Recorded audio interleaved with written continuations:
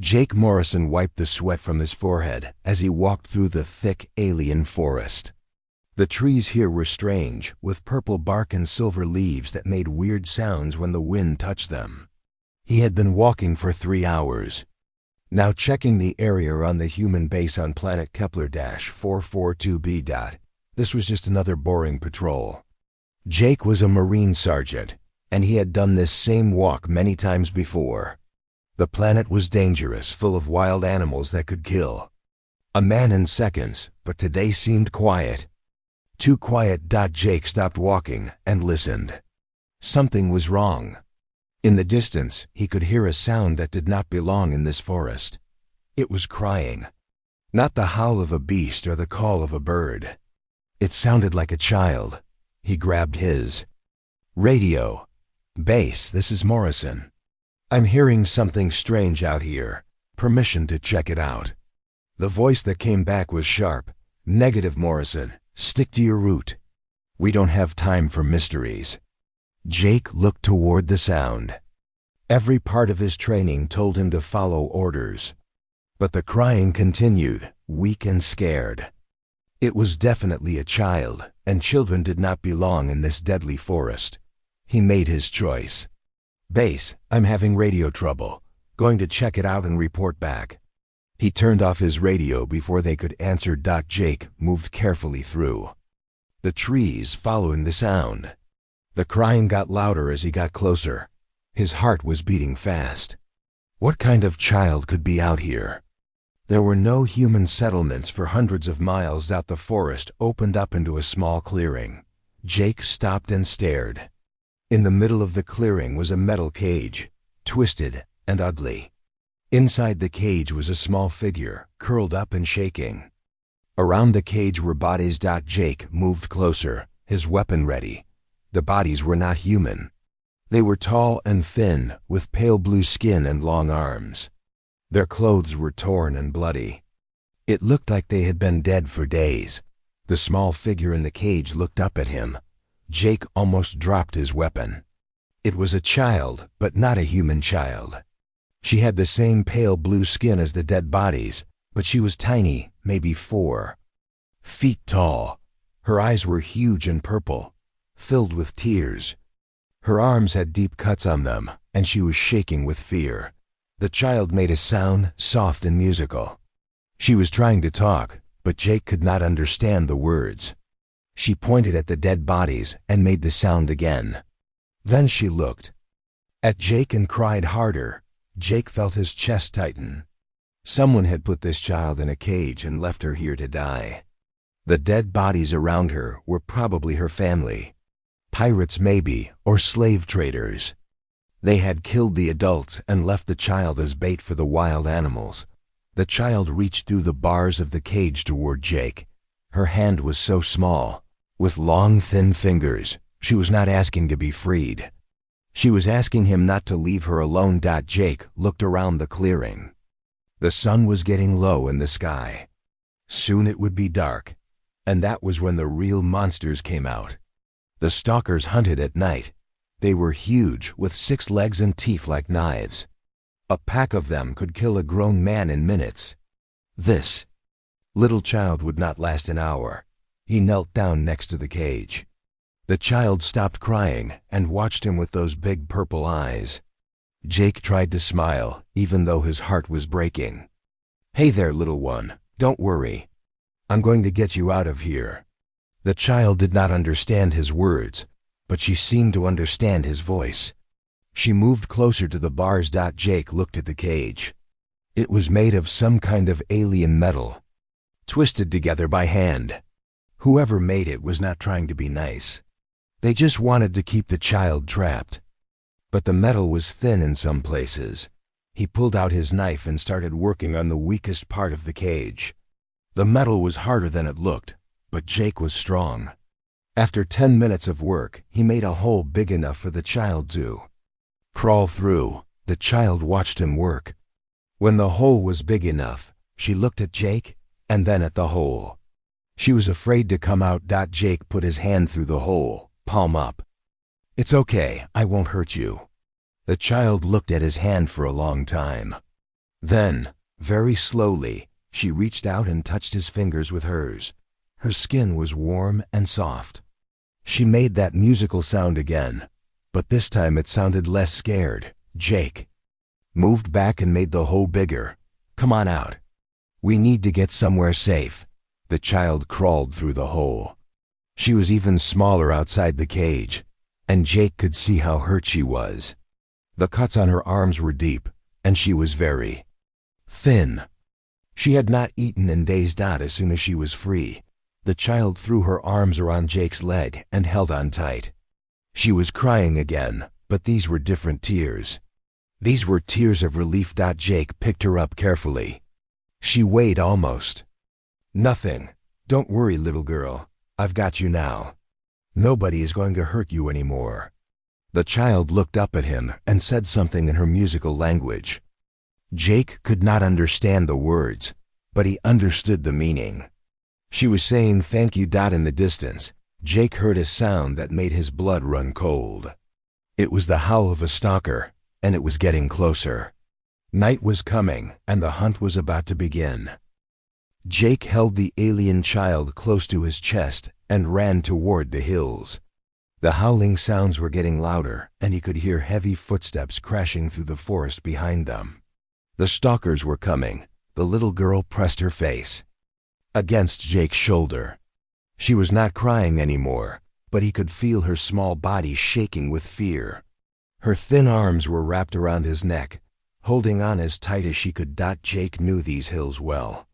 There was a cave system about half a mile away that he had used for shelter before. If they could reach it, they would be safe for the night.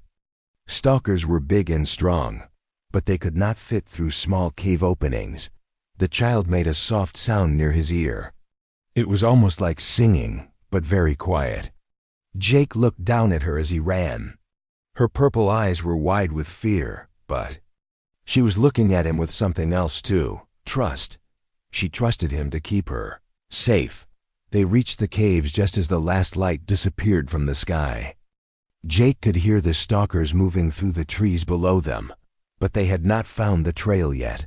He carried the child into the deepest cave he could find, one with a narrow opening that would keep the big animals out. Jake set the child down gently on the cave floor. She immediately grabbed onto his leg again, afraid he would leave her. He knelt down next to her and spoke softly. "It's okay. We're safe now. I'm not going anywhere." The child did not understand his words, but his voice seemed to calm her. She let go of his leg and sat down, watching him with those big eyes. Jake pulled out his flashlight and looked around the cave. It was dry and deep, with no other ways in or out. Perfect for hiding. He pulled out his pack and found his emergency supplies. Food, water, and medical kit. The child's eyes went wide when she saw the food. Jake opened a packet of dried fruit and offered it to her. She took it with both hands and ate it quickly, like she had not eaten in days. Which was probably true. Jake gave her some water next. She drank it carefully, making small grateful sounds. Then Jake looked at the cuts on her arms. They were deep and dirty. If they got infected, she could get very sick. He opened his medical kit and pulled out antiseptic and bandages. The child watched him with curious eyes. When Jake reached for her arm, she pulled back, scared. "It's okay," Jake said softly. "This will help. It might hurt a little, but it will make you better." The child looked at Jake's face for a long time. Then, very slowly, she held out her arm to him. Jake cleaned the wounds as gently as he could. The child made small sounds of pain, but she did not pull away. She was braver than most grown men Jake knew. When he was done, he wrapped her arms in clean white bandages. The child looked at the bandages, and then at Jake. She said something in her musical language and pointed at herself. "I think you're trying to tell me your name," Jake said. He pointed at himself. "Jake, my name is Jake." The child pointed at herself again and made the same sound. It sounded like Kira, but with extra musical notes that Jake could not copy. "Kira?" Jake tried to say it the way she did, but it did not sound right. The child smiled for the first time. It was a small smile, but it lit up her whole face. She nodded and said Jake back to him. Her voice made his name sound like a song. Over the next hour, Jake tried to teach her more English words. He showed her his tablet computer, and her eyes went wide with wonder. The screen showed pictures of Earth, with blue skies and green grass and normal-looking animals. Kira touched the screen gently, like she was afraid it would break. She pointed at a picture of a dog and made a questioning sound. "Dog," Jake said. "It's a friendly animal, like a pet." Kira repeated the word, but it sounded like music when she said it. She pointed at more pictures, learning the words for tree, house, car, and people.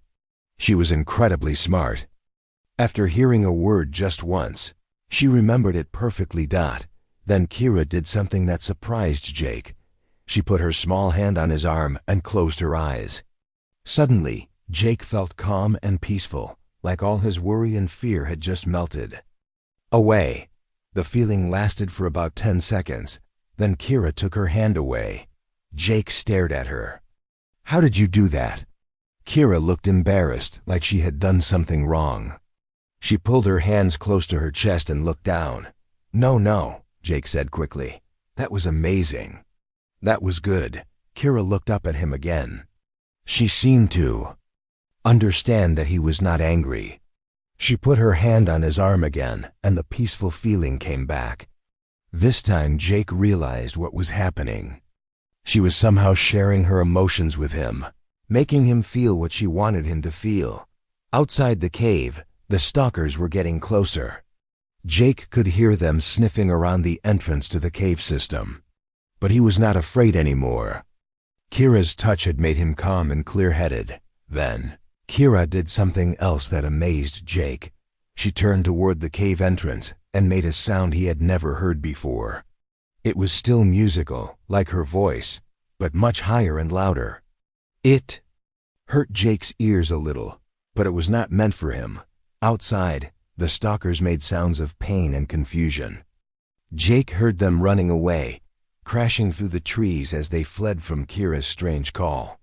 Jake looked at the little alien girl with new respect. She was not just a helpless child. She had abilities that could protect them both. Kira curled up next to Jake, using his jacket as a blanket. She looked up at him and said, "Jake," in her musical voice.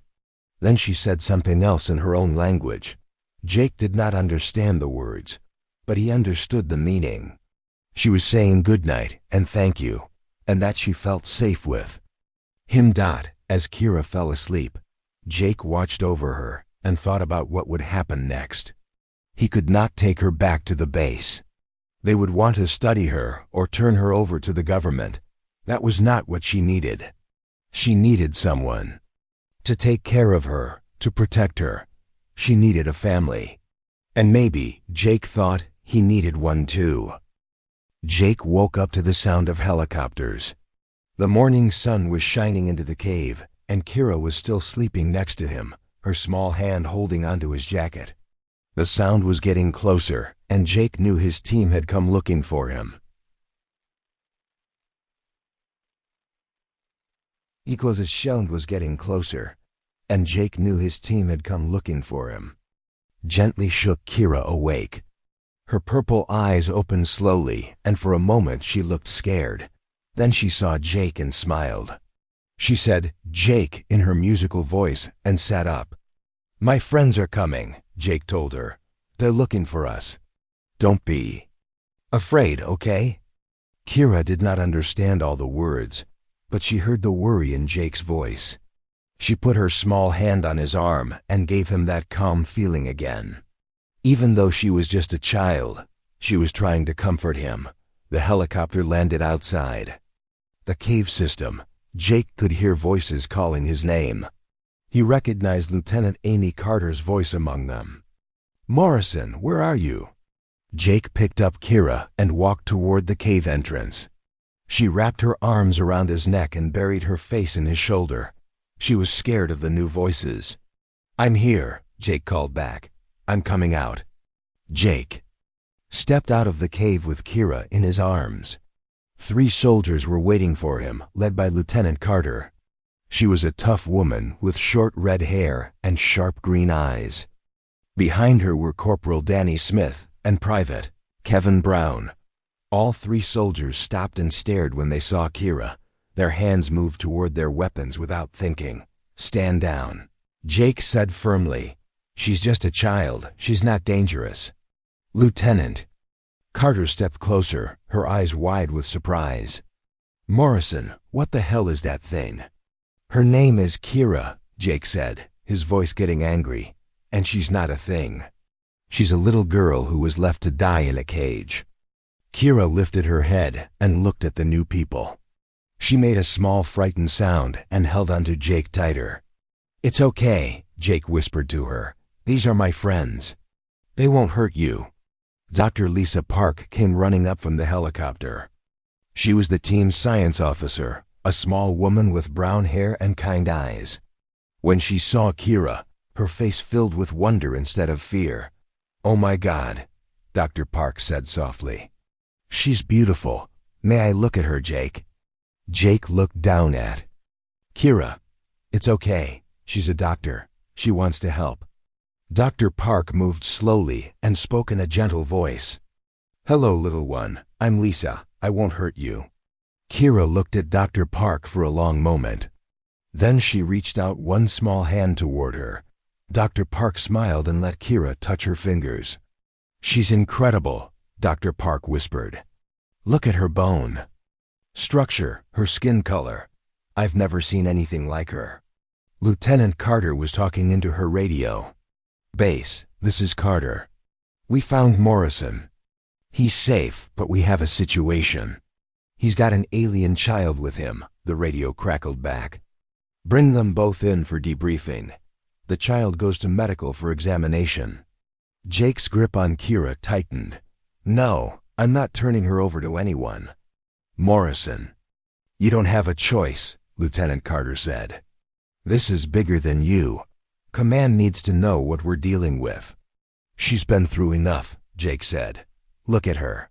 She's scared and hurt and alone. She doesn't need to be poked and prodded by a bunch of scientists." Dr. Park was still examining Kira gently. "Jake, these wounds on her arms are healing remarkably fast. And look at her eyes. The pupil structure is completely different from humans. She might not even see the same colors we do." Kira seemed to like Dr. Park. She let the doctor look at her bandages without pulling away. "We need to take her back," Lieutenant Carter said. "But Jake, you can stay with her. Make sure she's treated well." "What happens after that?" Jake asked. "What happens when the government decides she's a valuable asset?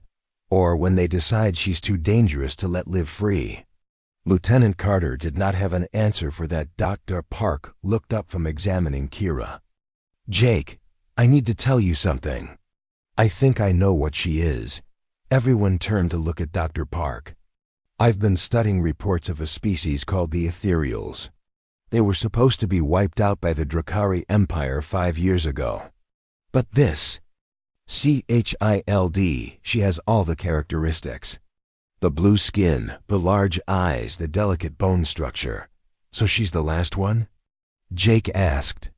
"Maybe not the last, but definitely one of very few survivors," Dr. Park said. "The Ethereals were known for their peaceful nature and their psychic abilities. They could share emotions and communicate through touch." Jake remembered how Kira had made him feel calm. "She did that to me, made me feel peaceful. The Drakari Empire hunted them down because they were afraid of those abilities," Dr. Park continued. "If the Drakari find out she's alive, they'll come for her," Jake finished.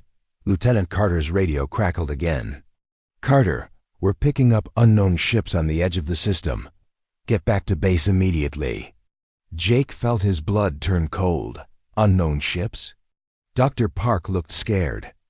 If those are Drakari ships, they might be scanning for ethereal life signs. Kira suddenly made a sound of fear and pressed closer to Jake. Her big purple eyes were wide with terror, like she could sense the danger. "She knows," Jake said. "Somehow. She knows they're coming." Lieutenant Carter made a decision. "We're going back to base, but Jake, you stay with the child. Don't let anyone separate you from her." They all walked quickly back to the helicopter.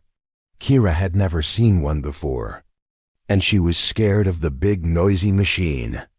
But she trusted Jake, so when he got in, she stayed in his arms. As the helicopter lifted off, Jake looked down at the forest where he had found Kira. Just yesterday, his biggest worry was finishing his patrol route. Now he was responsible for protecting one of the last survivors of an entire species. Kira looked up at him and said, "Jake," in her musical voice. Then she said something else in her own language. Dr. Park was listening carefully. "I think she's saying protect. She's asking you to protect her." Jake looked into Kira's purple eyes and made a promise. "I will. No matter what happens, I'll keep you safe." But as they flew toward the base, Jake wondered if that was a promise he could keep. The Drakari were coming, and everyone would want to use Kira for their own purposes. How could one soldier protect a little alien girl from an entire empire? Kira put her small hand on Jake's chest, right over his heart. The calm feeling washed over him again, and Jake realized something important. He did not have to protect her alone. She was strong too, in her own way. Together, they might have a chance. The helicopter landed at the human base just as alarms started going off. Red lights were flashing everywhere, and soldiers were running to their positions. Jake held Kira close as they walked quickly toward the main building. "What's happening?" Jake asked Lieutenant Carter. "Those unknown ships are Drakari," she said. 3 warships just entered the system. They're scanning every planet." Kira made a sound of pure terror and buried her face in Jake's shoulder. She was shaking so hard that Jake could feel it through his clothes. Commander Bill Rogers met them at the door. He was a big man with gray hair and cold blue eyes. Jake had never liked him much. "Morrison, bring that alien to the lab immediately," Commander Rogers ordered. "We need to run tests and find out what it knows." "Her name is Kira," Jake said firmly, "and she's scared. She needs time to rest." "We don't have time," Commander Rogers snapped. "The Drakari are looking for something, and I bet it's her. We need to know what makes her so special." Dr. Park stepped forward. "Commander, she's just a child. She's been through terrible trauma. We need to be gentle with her." "Gentle?" Commander Rogers laughed harshly. "The Drakari don't do gentle. If they want her, there's a reason. Maybe we can use her as a bargaining chip." Jake felt anger rise in his chest. "You want to trade her to the Drakari?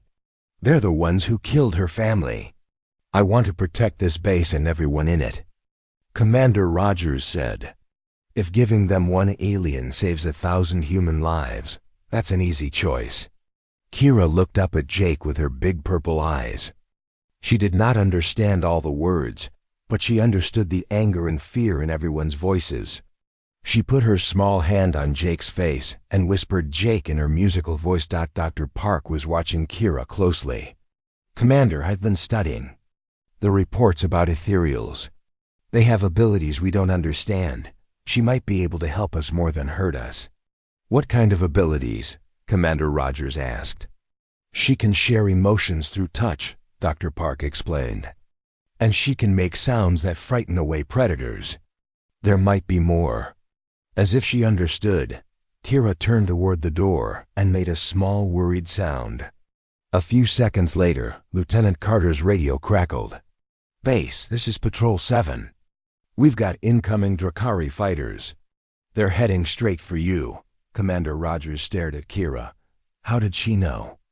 "She can sense them somehow," Jake said. "She knew they were coming before we did." The base shook as the first Drakari weapons hit the outer shields.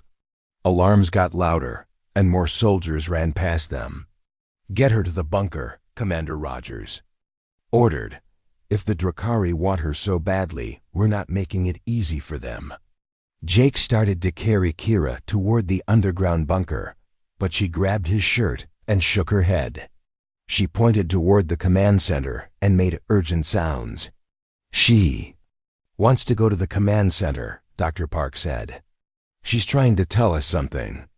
That's the most dangerous place in the base." Jake said. Kira put both hands on Jake's face and gave him that calm feeling again. But this time, there was something else. Images flashed in his mind. He saw the Drakari ships from above, like he was looking down at them from space. He saw their positions, their movements, their weak spots. "She's showing me where they are," Jake said in amazement. "She can see them somehow." Dr. Park's eyes went wide. "Psychic abilities. She's scanning their minds from here." Another blast shook the base. This one was closer. Commander Rogers made a quick decision. "Bring her to the command center. If she can help us fight them, we need to know." They ran through the corridors as the base shook around them. Kira held tight to Jake, but she was not crying anymore. She looked determined, like she had made up her mind about something. The command center was full of people shouting orders and watching screens. When Jake walked in with Kira, everyone stopped and stared. "Don't just look at her, Commander Rogers. Park, she can tell us where the Drakari are. Dr. Park, figure out how to communicate with her." Kira looked around the room at all the screens and computers. She had never seen anything like it. But she seemed to understand that this was where the humans made their war plans. She wiggled out of Jake's arms and walked over to the main tactical screen. It showed the positions of the Drakari ships around the planet. Kira stared at the screen for a moment, then put her small hand on it. Suddenly, new information appeared on the screen. The Drakari ships were shown in much more detail, with their weak points marked in red and their planned attack routes shown in yellow lines. "Impossible," whispered the tactical officer. "How is she doing that?" Kira turned to Jake and pointed at the screen. She said something in her musical language, then pointed at herself. "I think she's saying she can help," Jake said. Park was taking readings with her scanner. "Her brain activity is off the charts. She's somehow interfacing directly with our computer systems." Commander Rogers stared at the tactical display. "With this information, we can actually win this fight." But Kira was not done. She walked over to the communications panel and put her hand on it. Suddenly, voices filled the room. Drakari voices, speaking in their harsh language. "She's tapping into their communications," Dr. Park said. "She's listening to their battle plans." Kira listened for a moment, then turned to the humans. Her face was very serious. She pointed at the screen, then at herself, then made a cutting motion across her throat. "They're not just here to capture her," Jake realized. "They're here to kill her." "Why would they kill her if she's so valuable?" Commander Rogers asked. Dr. Park looked sad. "Because they're afraid." The ethereals were peaceful, but they were also powerful. The Drakari wiped them out because they were scared of what they might become. The base shook again, harder this time. Sparks flew from some of the computers. Kira walked back to Jake and took his hand. She looked up at him and said, "Jake," in her musical voice. Then she said something longer in her own language. "I think she's saying goodbye," Dr. Park whispered. "No," Jake said firmly. "You're not going anywhere. We're going to fight them together." Kira smiled sadly and shook her head. She pointed at the door, then at herself, then made that cutting motion again. Jake finally understood. She wanted to go outside. She wanted to face the Drakari herself. "Absolutely not," Jake said. "I'm not letting you sacrifice yourself." But Kira had already made up her mind. She walked toward the door, and when Jake tried to stop her, she put her hand on his arm and filled him with the strongest calm feeling. Yet, for a moment, Jake could not move. When the feeling faded, Kira was already at the door. She looked back at Jake one more time and said, "Jake," in her musical voice. Then she said something else that sounded like "thank you," and I love you, all mixed together. And then she was gone, running through the corridors toward the surface, toward the Drakari ships that wanted to kill her. Jake ran after her, but she was faster than she looked. By the time he reached the surface, Kira was standing in the middle of the landing pad, looking up at the sky where the Drakari ships were coming down. She was no longer the scared little girl he had found in the cage. She stood tall and proud, ready to face her enemies. And Jake realized that maybe, just maybe, she had a plan. Jake ran onto the landing pad just as the first Drakari ship touched down.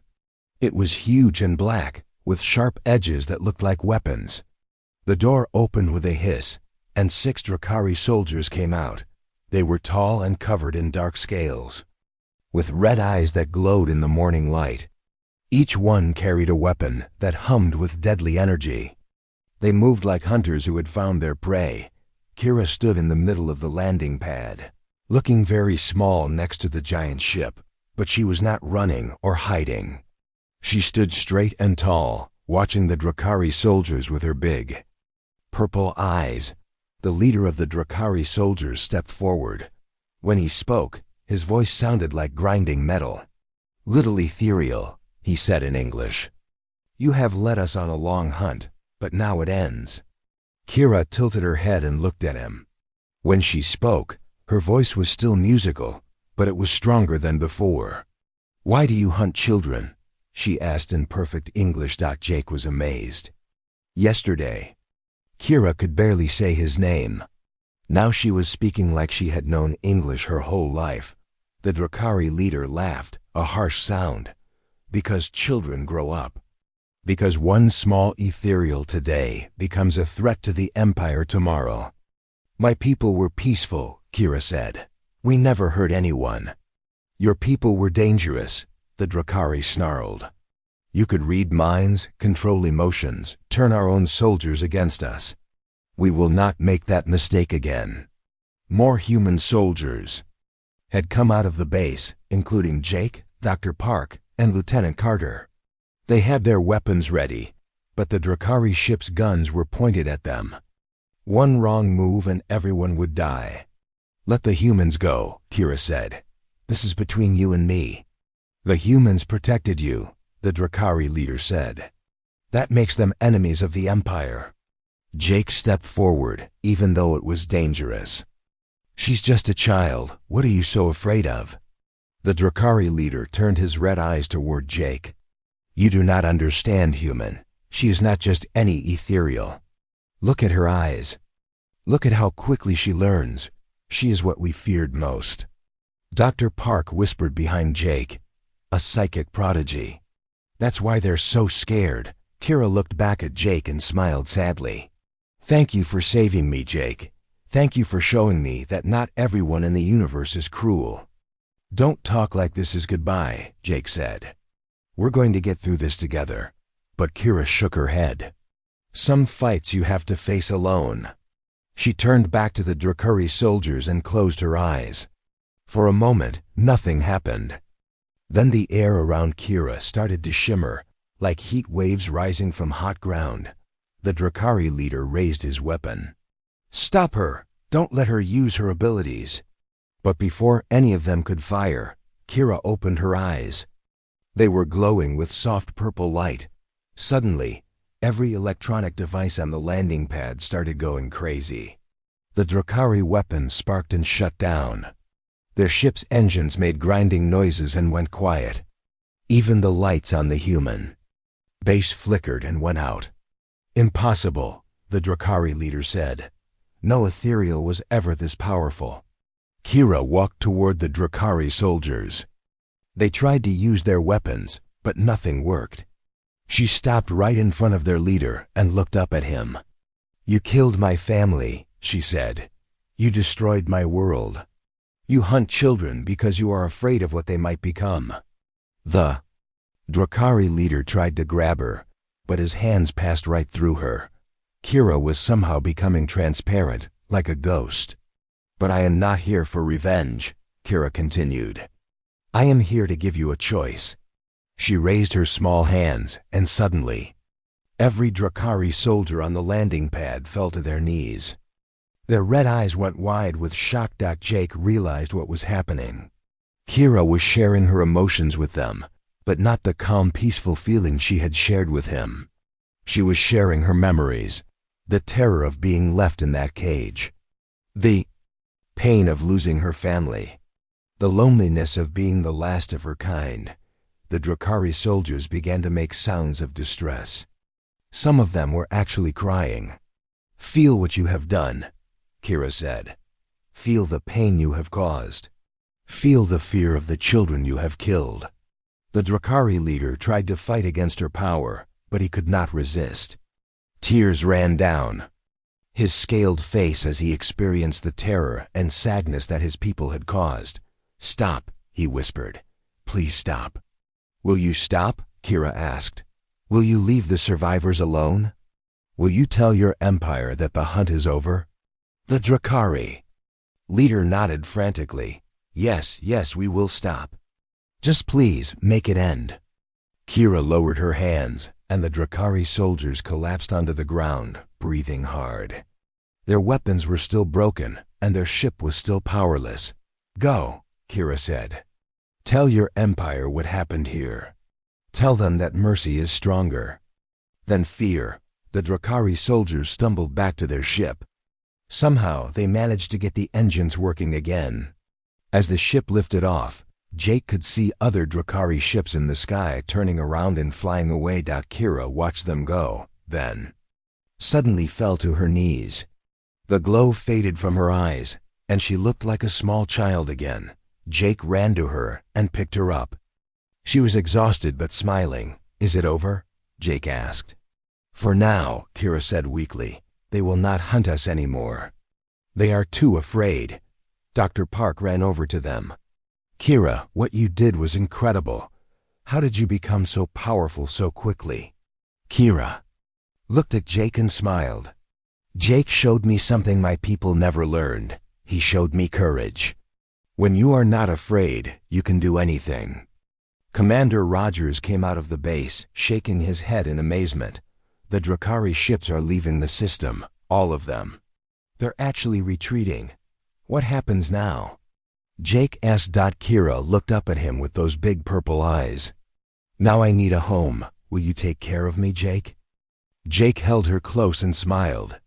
"Always, for as long as you want." Dr. Park was scanning the area with her equipment. "Jake, I'm picking up signals. There are other ethereal survivors out there." Kira's display of power, it's like a beacon. "They know she's alive now. Are they coming here?" Jake asked. "Some of them," Dr. Park said. "And there are humans helping them, just like you helped Kira." Kira made a happy sound. "I'm not the last one?" "No, little one," Dr. Park said. "You're not alone anymore." 6 months later, Jake and Kira were living in a small house on the edge of the human colony. Kira went to school with human children who thought her purple eyes and musical voice were wonderful instead of strange. She still had nightmares, sometimes about the cage and the dead bodies of her family. But Jake was always there to comfort her, and she was always there to share her peaceful feelings with him when he had bad memories from the war. 3 other ethereal survivors had come to live in the colony, each one saved by different humans who had found them and refused to give them up. They were like a new family, brought together by the kindness of strangers. One evening, as Jake and Kira sat on their porch watching the sunset, she looked up at him and smiled. "Thank you for finding me," she said in her musical voice. "Thank you for letting me save you," Jake replied. Kira laughed. "I think we saved each other." And as the twin suns of their new home sat behind the mountains, Jake knew she was right. Sometimes the most important thing you can do is refuse to leave someone behind. Sometimes saving one small life can change the whole universe.